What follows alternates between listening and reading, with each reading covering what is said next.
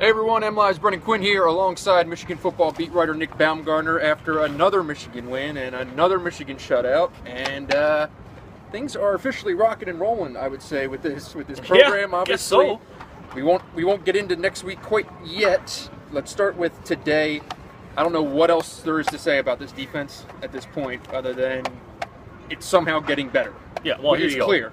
J.O. Chesson returned the opening kickoff for a touchdown, 96 yards, and this game was over in 14 seconds. Yeah. Because that defense, Northwestern wasn't scoring, they weren't moving the ball. The closest they came was kicking a 42-yard field goal, and they missed it, and that was it. I mean, the game was over in minutes because this defense, at this point, has so much confidence in itself, and that's what it is. I mean, I don't know how else to say it. They have so much confidence in their ability right now and their preparation and what they're supposed to be doing that... You know, you watch a guy like Jordan Lewis play, and there's not anybody better in the Big Ten. There might not be anybody better in the country playing corner right now. I'm not saying he's the best in America or whatever, but I can't find anybody that's playing better than him. And you could say that really in the terms of the Big Ten about a lot of guys. Their confidence just seems to be completely off the charts. They're good, and they know it. Yeah, and that's a dangerous combination. And it's all residual right now. You know, the secondary had been so good all year, but now it seems like the defensive line is getting so much better because it knows everything's locked down behind it, and those guys are just going full tilt. And the linebackers are all experienced guys who know their jobs, know their assignments, and are handling it. They are really hard to move the ball on, and I don't know, because we really haven't seen anything this year that they've been susceptible to. We really haven't seen, like in years past with good defenses, like, well, you know, they're really good at this, but maybe if you do that, you can beat them.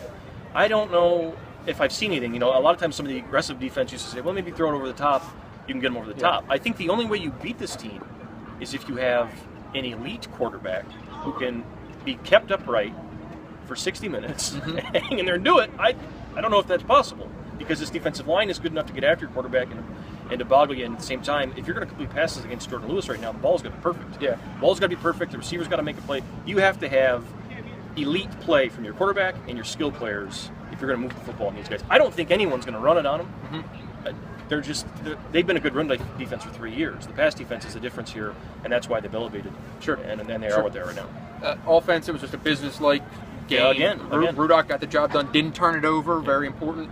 But it seemed like you were talking to Davion Smith for a while after in post-game interviews, and did he share some big picture thoughts? He was talking about being tired of losing in the past, and that kind of a little bit. Over. He said that his estimation is that the team believes in each other more this year than it did in previous years, and whether that's a byproduct of winning, I don't know. He kind of said that they started to feel that way in the spring, going through those 4-hour practices, and even after that first loss, they still felt they trusted each other more, I guess, and I think they trusted preparation more. He said that too. We're preparing better than we ever have before for every game, and we believe in each other. We believe in each other's ability. We believe in each other's talent. And then at the end of the day, like you said, the bottom line quote was, "We were tired of losing." You know? And I think that's the ultimate. You look inside. Once your coach gets fired, before you get your new coach, those guys banded together in December and said, "That's enough. We got to. Our coach just got fired. We're getting embarrassed out here. If we're going to do this, we got to believe in each other, trust in each other." And the guys that are still here are doing that, and fantastic start. They're a top 10 team at the moment. I don't know how you argue with that. I mean, they've been fantastic for the last 5 weeks, and that loss against Utah looks. It's a wash. My God, it was a one touchdown game. It's a wash. Yeah. Before we get out of here, obviously we're going to talk about next weekend ad nauseum this upcoming week.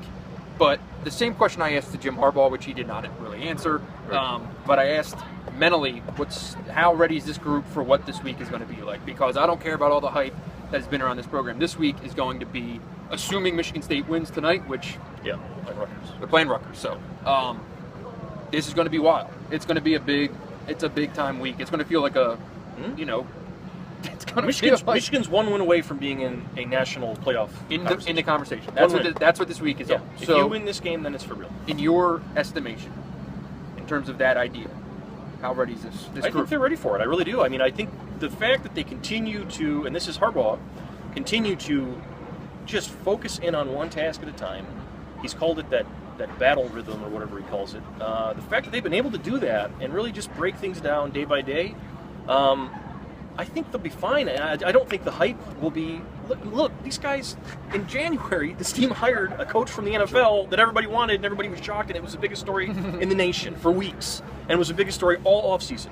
Hype everywhere, coming out the ears, every day.